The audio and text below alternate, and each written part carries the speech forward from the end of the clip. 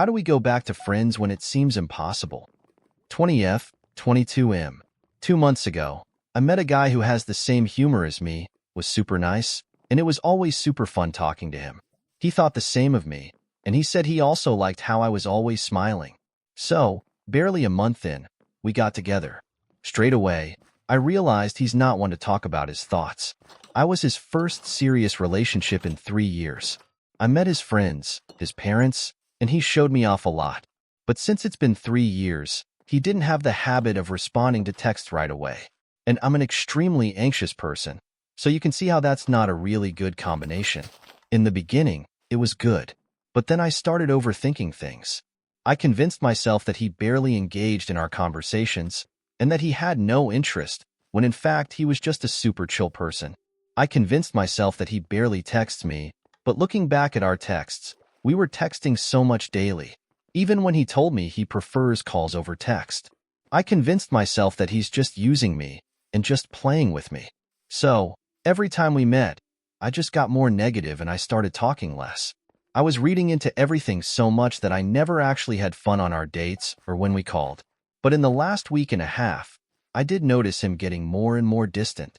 He stopped touching me as much, and he seemed less interested in me. So, about a week ago, I told him, I'm uncomfortable with how much we aren't texting, and I'm scared about our relationship even though we were texting a lot. Then he told me he needs some time to think. 3 days ago, I finally got a response, and it was a text saying he wants to break up. We live in Japan where breaking up by text is pretty normal, but he did say that he didn't have the confidence to be able to say what he wanted to say if it was by phone or by person. The text read, I think our communication styles are different, and it's been causing stress for both you and I. But more than that, you say sorry too much. And you people please too much and leave the decisions to me so much. I started to feel that you don't have self-respect. So the respect and trust that I had for you fell out of balance. But I didn't really have my thoughts in order enough to say something about it. So I'm sorry for making you worry. My time with you was really fun, and I really you as a person, so I want to stay friends. After that, we texted back and forth a bit, because I was confused by what he meant by you say sorry and people please too much. He then told me about a couple times where I said sorry when it wasn't needed. And when I say a couple, I mean a lot. It's so bad. And every single time he came to pick me up from my workplace, I would tell him, it's so far from your home, so you don't have to pick me up. Every single time we called, I'd always say, thank you for calling me. He told me that he wants to come pick me up, and he wants to call me. So he didn't really like when I said stuff like that. He noticed that I say sorry or thank you whenever I didn't have confidence in myself, or when I was afraid of being disliked. I didn't even know that about myself. I realized just how bad my self-esteem was, all thanks to him, and that just made me like him a fuck ton more. But I'm so insecure that I start thinking about everything so negatively, and it's so tiring. So, until I love myself, I won't get into any relationships. On to the problem. How do we stay friends? I still have really strong feelings for him.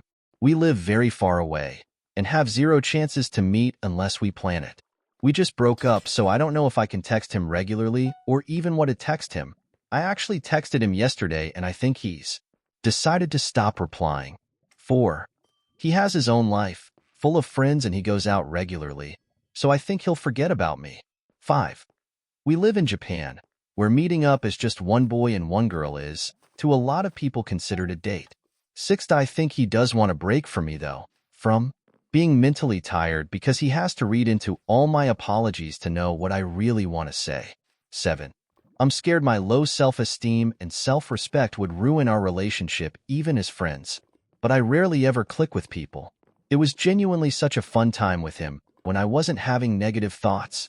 So I don't want to lose him as a friend. I feel like I already am though. Please help. Some notes. I'm 20F and he's 22. For the people thinking he's an asshole for not calling me or meeting me to break up. We live an hour away by train. We live in Japan where it's normal to do so, and he still apologized for it.